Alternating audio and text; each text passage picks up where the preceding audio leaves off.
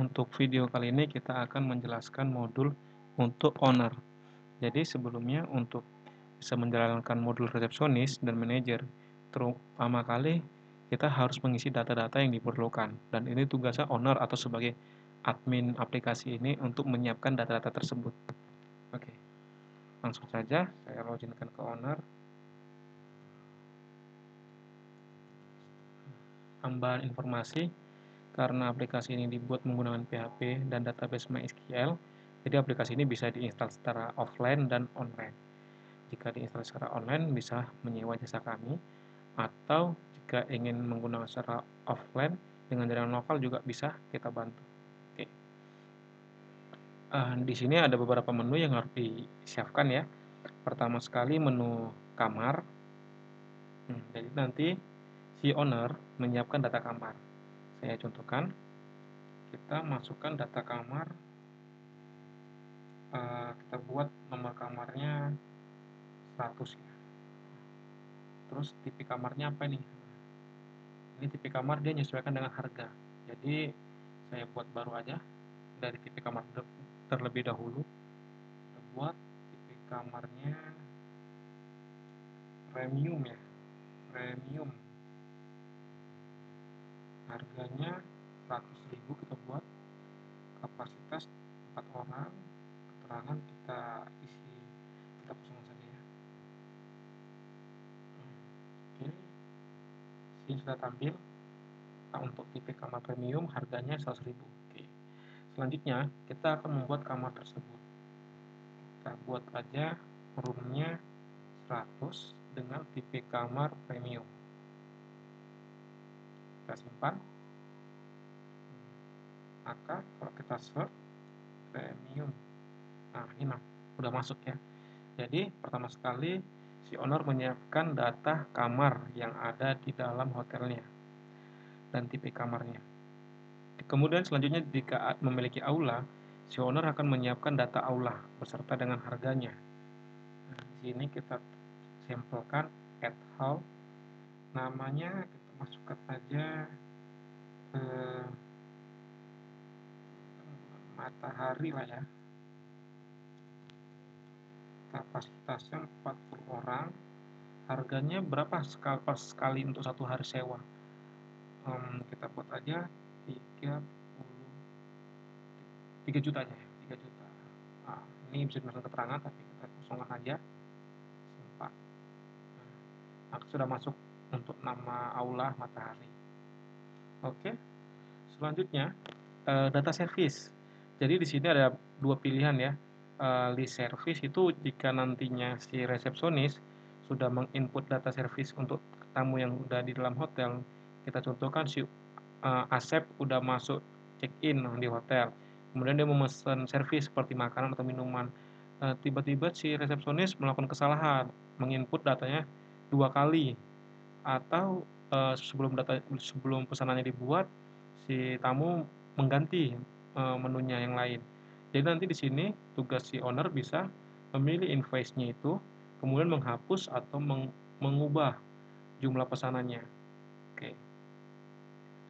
Oke, kita balik lagi ke menu service. Di menu service ini kita siapkan service apa aja yang tersedia di hotel kita. Di sini saya masukkan contohnya servisnya seperti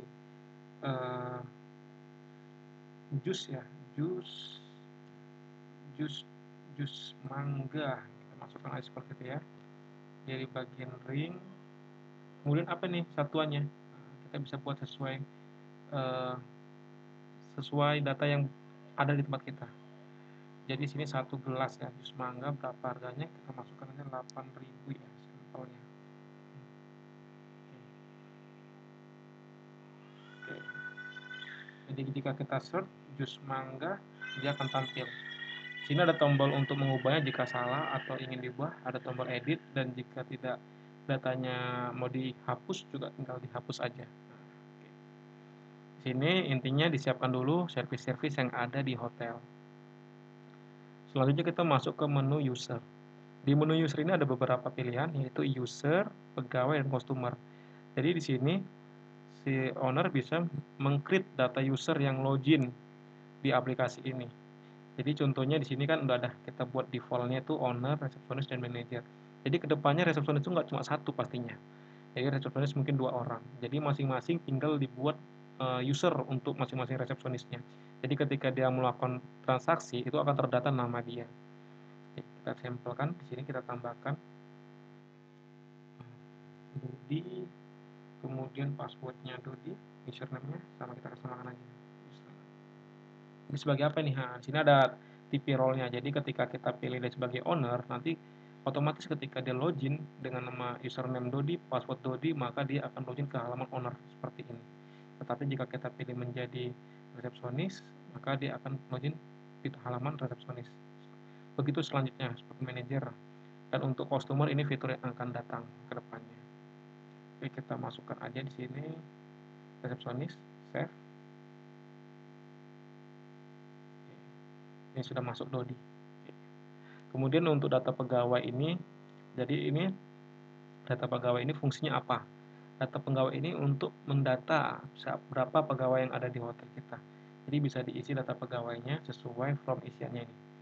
Ini kita masukkan di sini contohnya tadi Dodi ya, alamatnya, kemudian tanggal lahirnya disesuaikan aja sama tahunnya.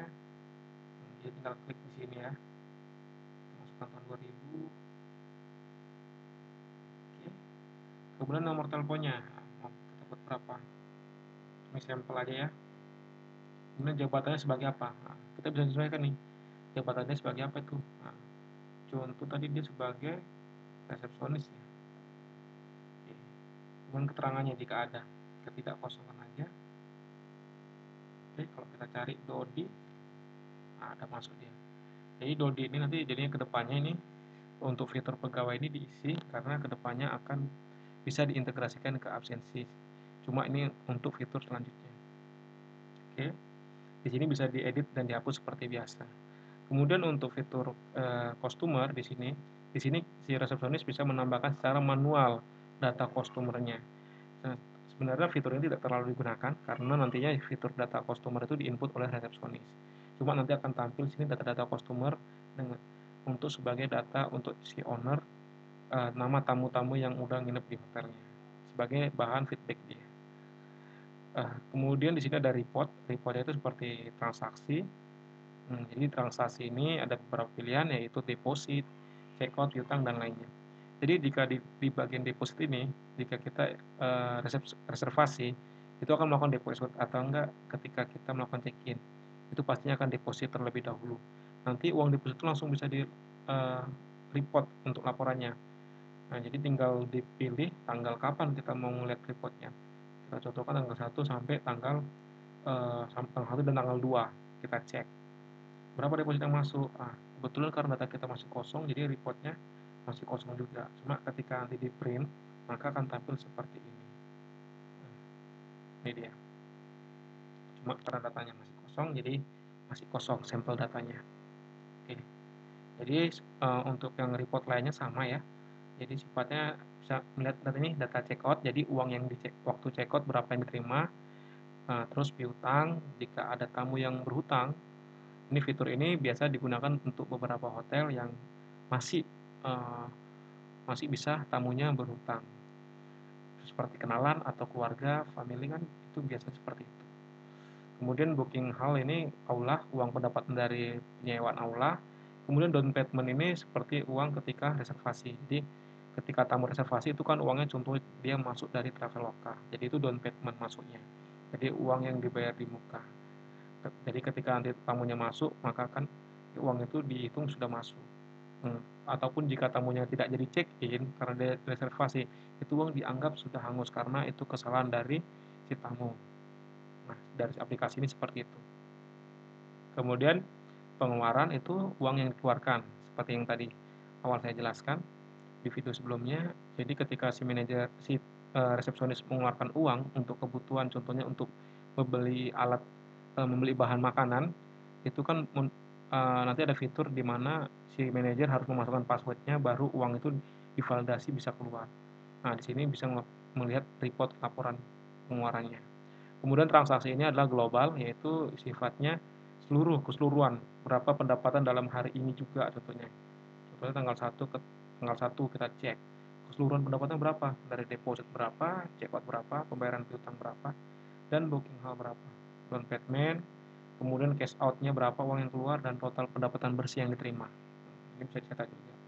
Oke, selanjutnya di bagian setting aplikasi, ini bisa menyesuaikan nama aplikasinya ketika dicetak, kemudian alamat, nomor telepon, kemudian email. Ini email yang digunakan, ini bisa digunakan email defaultnya, atau jika ingin menggunakan email sendiri ketika untuk request pesannya juga bisa. Ini jadi email ini gunanya tadi untuk mengirim pesan kepada si developer, yaitu kami, jika ada kendala atau feedback yang ingin disampaikan. Ini mengirim pesannya melalui login resepsionis. Kemudian untuk Facebook website, ini cuma tambahan aja ya. Sampai sini udah ya. Kemudian ini untuk fitur auto cash out, ini yang terakhir ya. Ini yang tadi awal dijelaskan, yaitu ketika uangnya keluar, itu membutuhkan validasi manajer. Jadi jika ini dihilangkan, jadi tidak membutuhkan validasi manajer. Tapi jika ini diaktifkan, ini membutuhkan validasi manajer. Oke. Dan untuk menu FAQ ini adalah untuk sedikit tentang informasi tentang menu-menu yang ada di hotel, aplikasi hotel ini. Dashboard seperti grafik dan informasi. Jadi menu apa yang terlaris bulan ini, terus housekeeping siapa yang rajin, bellboy siapa yang rajin.